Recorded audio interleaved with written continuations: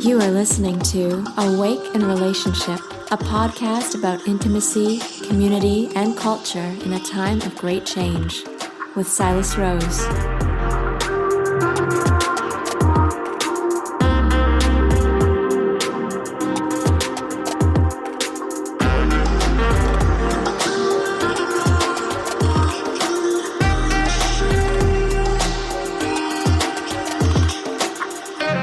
Hello, dear listener. My name is Silas Rose, and you are tuned into Awake in Relationship. This is a segment I'm calling Rewind, which is an opportunity to feature some of the earlier episodes and interviews, which may be of interest to newer listeners.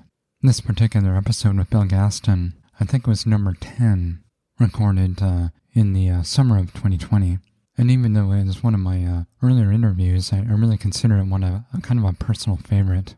Bill and I share a spiritual path and also kind of a history. His potent memoir came into my life soon after my father passed away.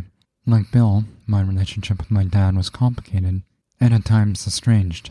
So Bill's writing really spoke to me deeply about reconciling with the past. At this time in our culture when there's really so many shining examples of toxic masculinity, fathers are often held to a godlike standard and judged harshly when they fall. For men and boys in particular, coming into adulthood, there's a real longing for something only the father can provide. And without that basic transference, there's a feeling of incompleteness. This is really kind of the source of a lot of anger in father-son relationships. And that's something I personally struggled with for a very long time. And while I was never really able to kind of get to the place of reconciliation and connection with my dad at the end of his life in the way that Bill did, I do feel that since his passing, I've been able to kind of come to a new understanding of who he was and our relationship and let go of some of that anger and judgment. And Bill's book was very much a part of that process. For those who are unfamiliar with Bill or his work, Bill Gaston is a prominent figure in Canadian literature. He's a Giller Prize nominated award-winning author and lecturer living in Victoria, BC. And in this conversation we discuss his memoir, Just Let Me Look at You, which is a touching reflection on fatherhood, family secrets, and forgiveness. So if you're a parent or perhaps an adult child with regrets about the past, this conversation's for you.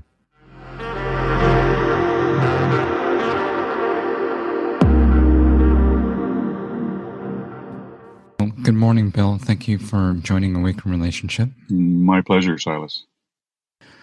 You spent the last, 3 or 4 months sequestered on a beautiful island just north of Victoria, on Gabriola.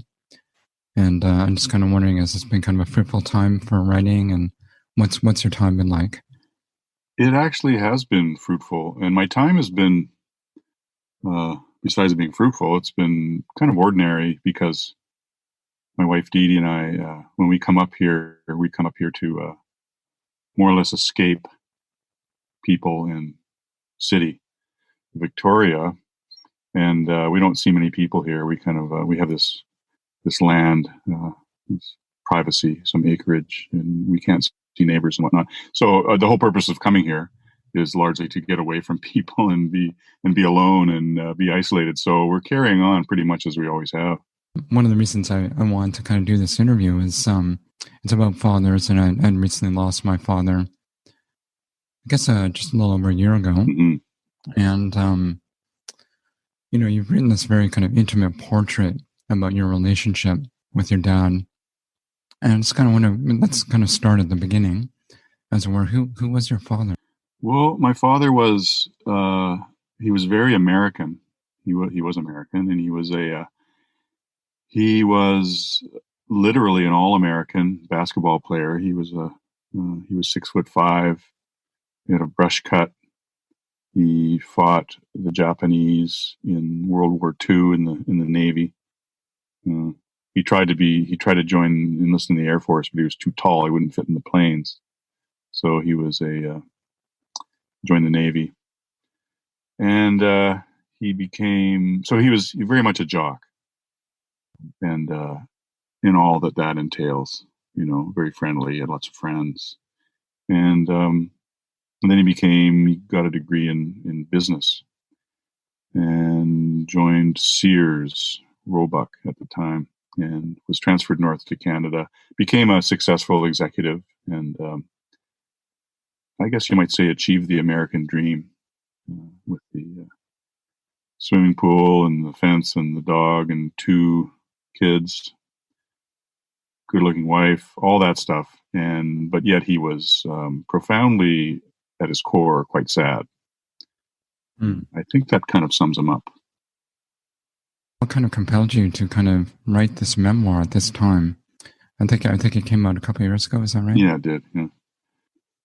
I'd been mulling it for a while, but it was I was back and forth with it because it is an intimate, as you say, an intimate portrait.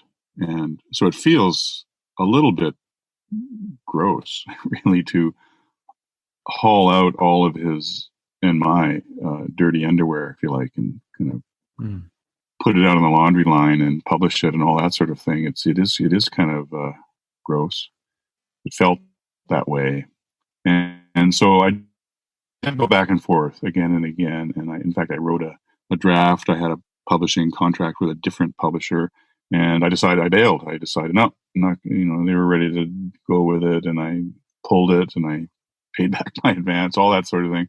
And then I thought some more, and I hauled it out again. And so I was very ambivalent about it because it is a strange thing to do, I guess. But what compelled me to do it really was to tell his story, to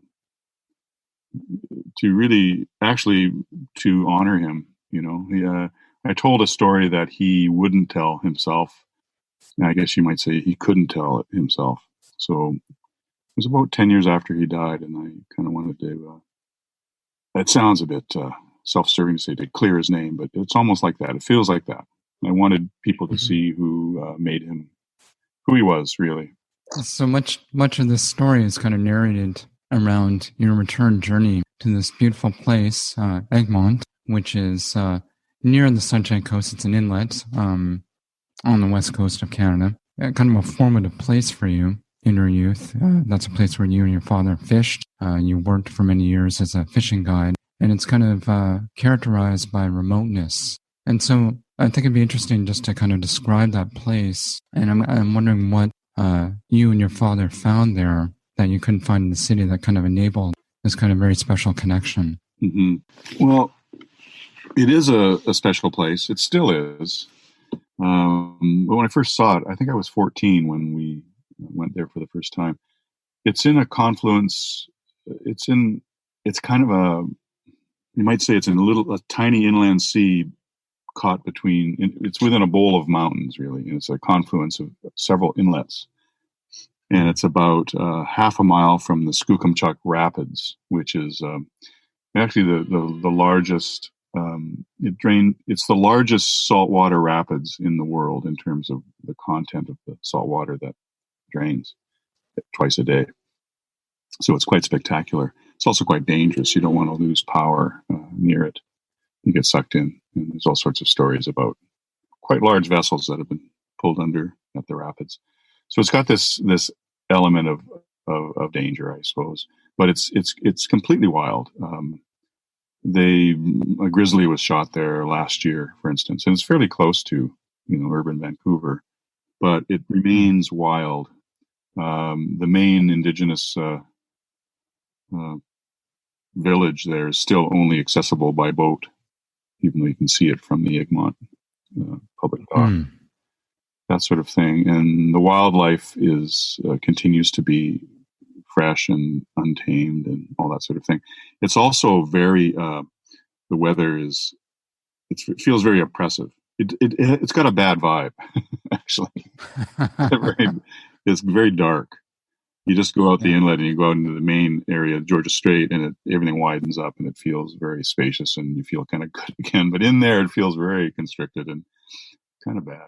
But anyway, my dad and I, we'd go fishing there, and it was why it was so intimate why it allowed an intimacy between for my dad and I was that largely is in the style of fishing we would do. We'd go out. The water's always calm because it's not open water.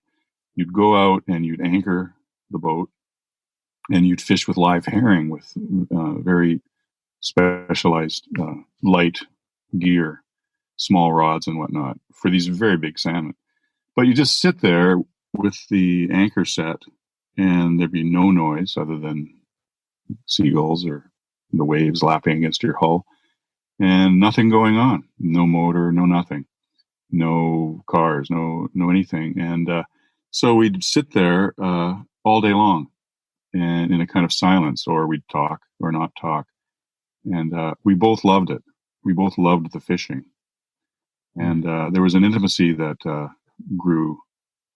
It didn't often have many words attached to it. So much, the relationship between father and sons is really kind of shared in those moments of silence. Yeah, it's funny. Anybody who's had any son who's had a father, I think knows that kind of unspoken. I think of it as a yearning.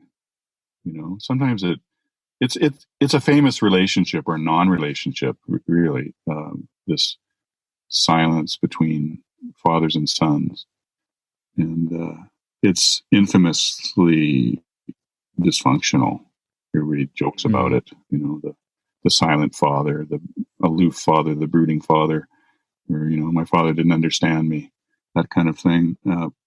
But I came to see of it more as a yearning, because I think every father wants to have the connection and doesn't know how to do it. I experience that myself now because I have children. I have 2 sons. Well, that's very much what this book is about. Mm-hmm. You're not shy about kind of disclosing some of the kind of challenges that your father kind of experienced when he was alive. And despite being very successful, as you said, there was this other part of him that was wounded and that was kind of driven to addiction, particularly. How did alcohol kind of affect his behavior towards you, and how did you make sense of it? Well, I think one way to put it in a nutshell, how it changed his behavior. When he was alone at home, he loved music. He played the trombone, and in the university, I think it was a chamber, some kind. Anyway, it was a small orchestra. I don't know if chamber orchestras have trombones, but anyway, he played it, and he played it at a certain level of skill. But anyway, he listened to music all the time, and when he was sober, he listened to classical constantly. I grew up.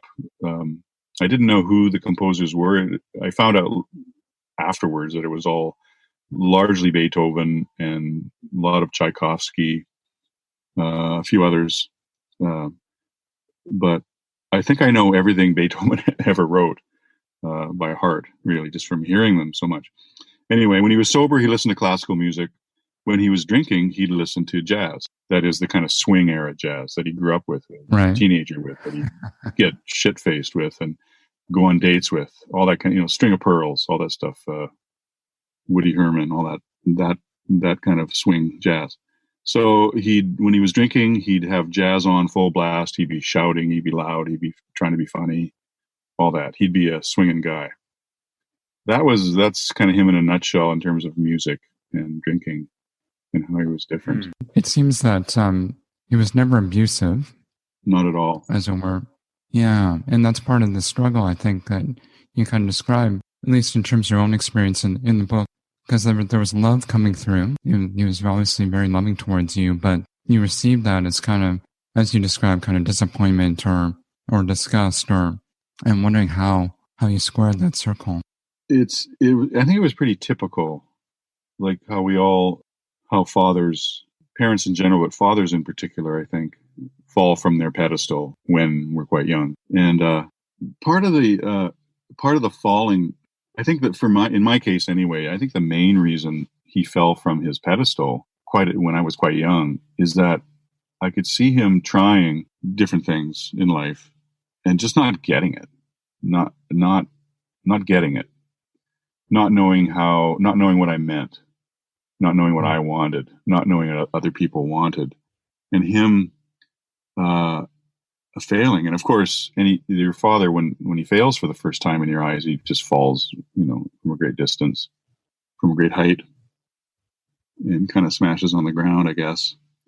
And so whenever he was drinking, I could see him not getting it, just not get, his, we'll call it, his expressions of love, of trying to get close to me, just got really sloppy and really obvious. So he just didn't get it, he just didn't get it. So that it's kind of disgusting when you're a kid, when you're a completely judgmental, obnoxious adolescent, which I was, which maybe we all are to a degree. He's just not getting it, and it was kind of disgusting. So that was largely it. Plus, his drinking progressed to the point where it started to damage him more, and after a while, he would just start. One of the ways it manifested, he would just start lying. He'd say anything. He still didn't get it. He didn't know how to get my love. And he would start lying to try to get it. He would tell the most outrageous.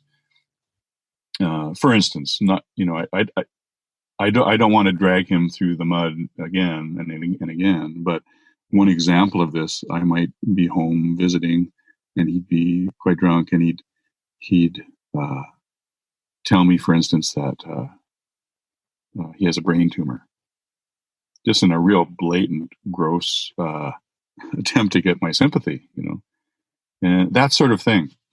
And it was once I kind of determined that he was not telling the truth, then it just got kind of disgusting, this blatant ploy for sympathy. Part of the developing empathy or forgiveness, at least for me, it's still a work in process. Just seeing that, our fathers didn't really have the tools to make a healthy connection, as it were. Yeah, and it seemed like he was flailing, lacking those tools. He would flail, and soon I didn't know what to believe. So when you don't know what to believe, you don't believe any of it. You stop, or I stopped coming around, because when he was drinking, in his drinking phases, well, for one thing, it would be lies. For another, he wouldn't remember that you came around at all. Anyway, he wouldn't remember. Right. If you had he'd want to have a heart-to-heart kind of bullshit conversation, because his end, it would be lying. But he'd want to have a heart-to-heart, but there'd be no point in it because he wouldn't remember it anyway. So all the words are just kind of a waste of time. It had that had that feeling. It was just for show, just pretend, because he wouldn't remember anything. So why even do it at all?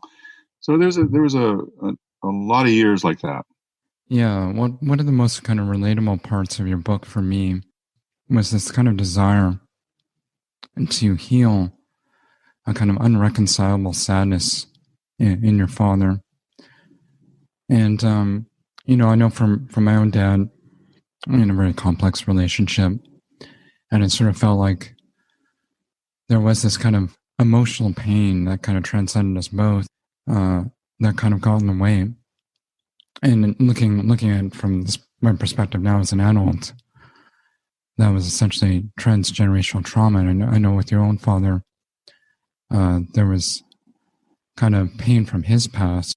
The first part of what you were talking about trying to fix the rift or the gap between us, it's strange how that shapes up and what it looks like, because just even getting outraged at him or pissed off is a kind of trying to fix. When you lash out at somebody, when you yell at them for being drunk or something, that's the clumsiest way. That's trying to fix. It's a reaction to them being broken or not coming around at all. That's a kind of punishment. That's a trying to fix them.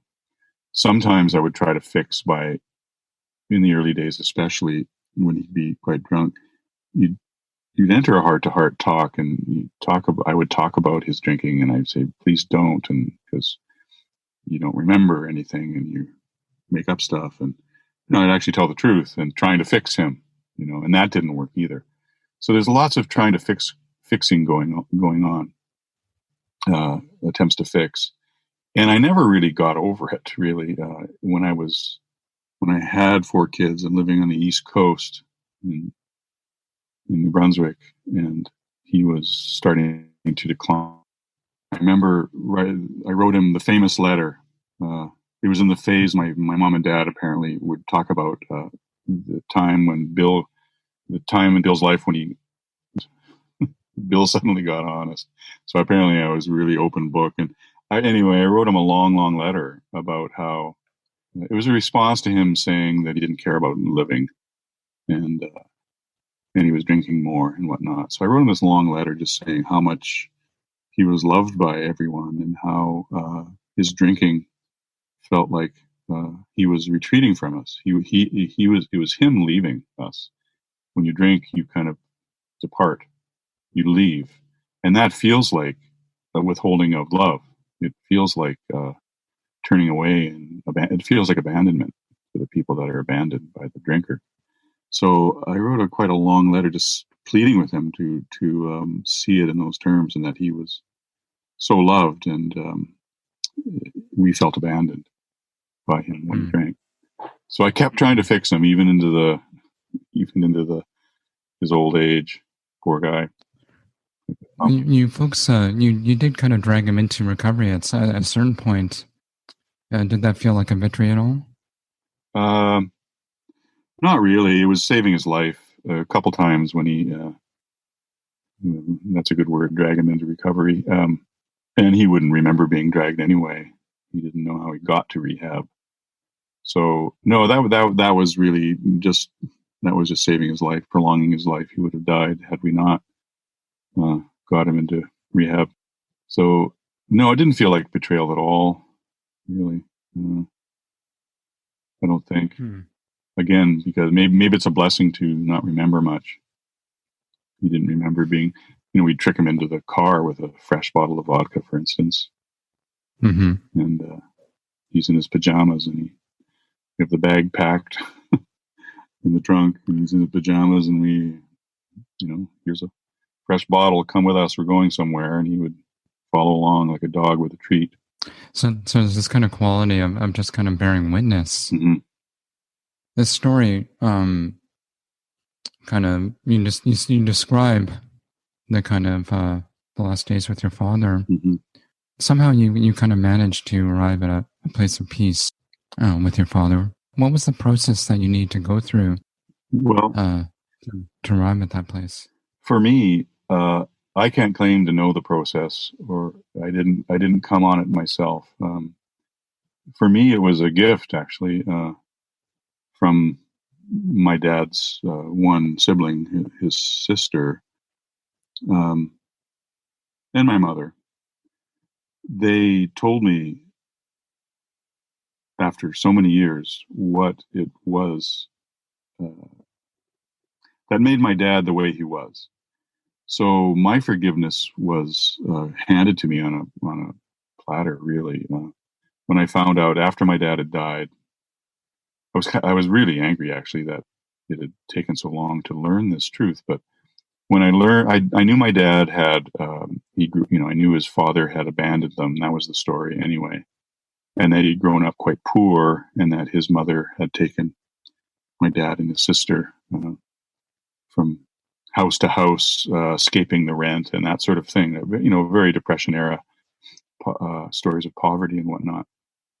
And that the story was that then my dad had somehow largely because he was 6'5" and he got scholarships to good universities to play basketball and that sort of thing. And he became, despite his poverty, became successful in that sort of thing. And we were quite proud of that, and rightfully so. But the story went way deeper. The story was that the truth was that when my dad was 10, they were living in Portland, Oregon, and he was his father was an abusive alcoholic who would beat up his mother all the time. And this one time, finally, when my dad was 10, his father got really drunk and was attacking his mother again. My father tried to defend her with a fireplace poker and was destroyed by his father as well. He had his arm broken, his front tooth knocked out, beaten up quite badly. And that night, after my grandfather passed out, my grandmother took my dad and his sister and fled. And that's the last time he saw the father. So he never ever mentioned his father to me, except to make up stories about him. He never, according to his sister, my dad never mentioned his father again from 10 years old. They never talked about him. He never would. He wouldn't after 10. So he was so traumatized. He literally wrote his father off. And the ironies are bizarre. That how is it possible for my dad to become an alcoholic too? But of course, we know these patterns now. We know how that works. Thankfully, my dad wasn't abusive as well. Mm-hmm. But in any case, so I was given this truth, and I instantly, upon hearing this, I instantly forgave him everything he ever did. I forgave him for turning out the way he did. I was completely appalled at myself for being so abusive to my dad, for being so disgusted by him.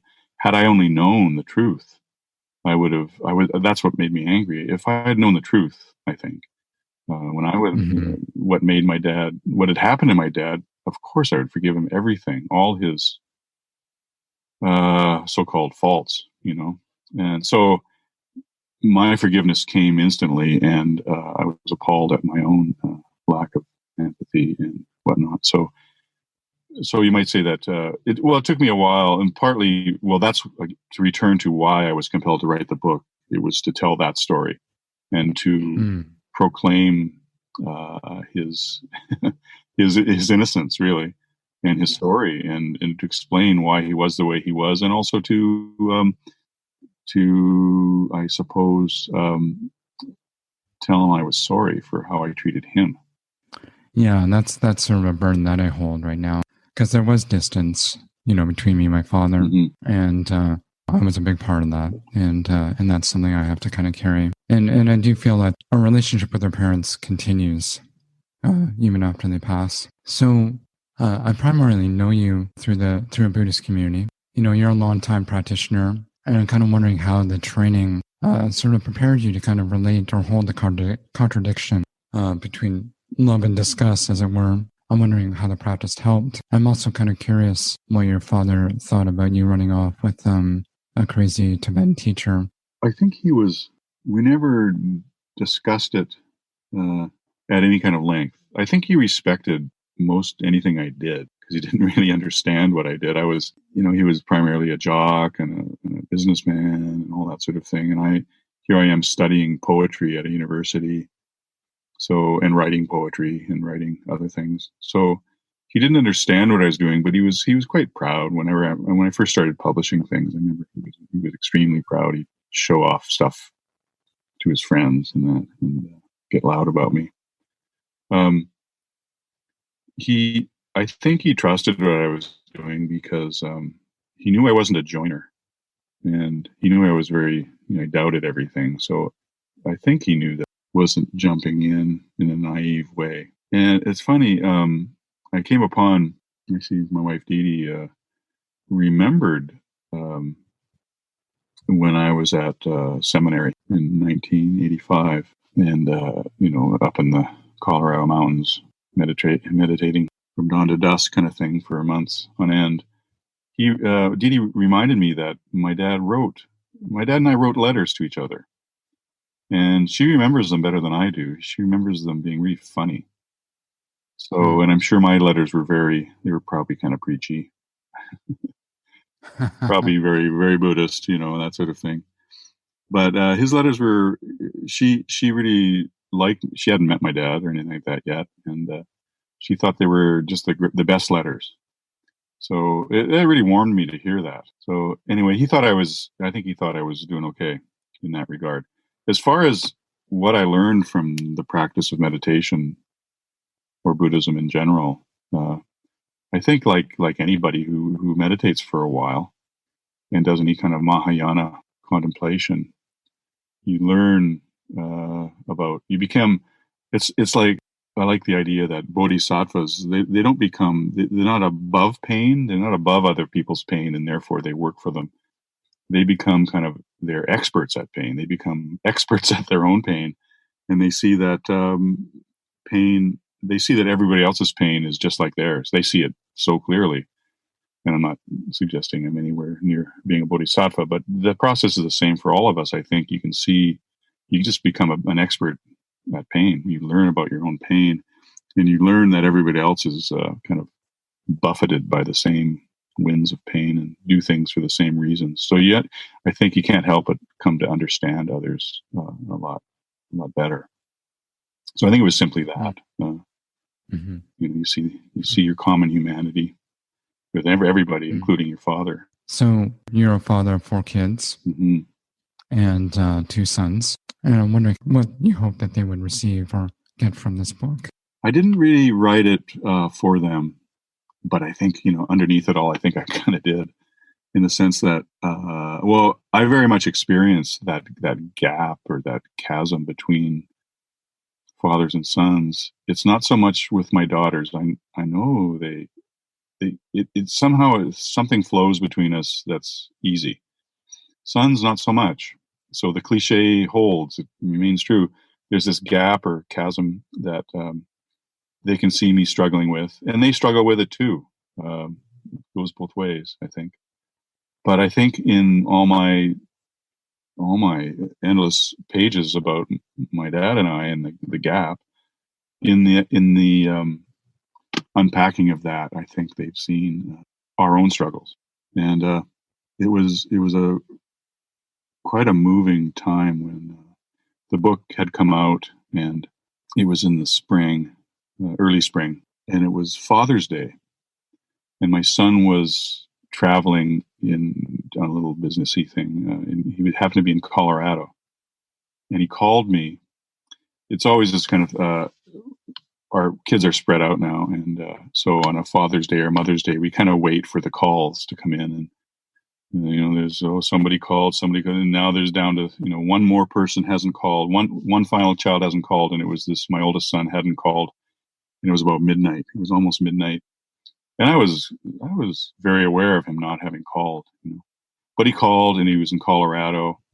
He had a couple of beers, and he had just finished the book. And he said how emotional it was funny. He couldn't be emotional with me, but he told me how emotional it was, which was just kind of perfect, because that sums the whole thing up, that we feel emotional, but we can't be emotional. We can't be that way. I don't know why it is, but anyway, it was a great conversation. We could feel each other, and it was great. That kind of that sums up how the book worked. Well, that's pretty much the best feedback a writer can receive. Oh, that's for sure. Yeah. Bill, I just want to say thank you so much for this conversation, and have a great summer. I hope we can connect soon. Silas, thanks for asking me. It was an honor to talk about my father again, and an honor to hear about yours. Thank you once again to Bill for this heartfelt conversation. If you want to learn more about Bill's writing, I'll post some links in the show notes at awakenrelationship.com. While you're there, don't forget to sign up for the newsletter. I welcome your feedback, and if you have ideas for future episodes, please let me know. So until next time, stay connected.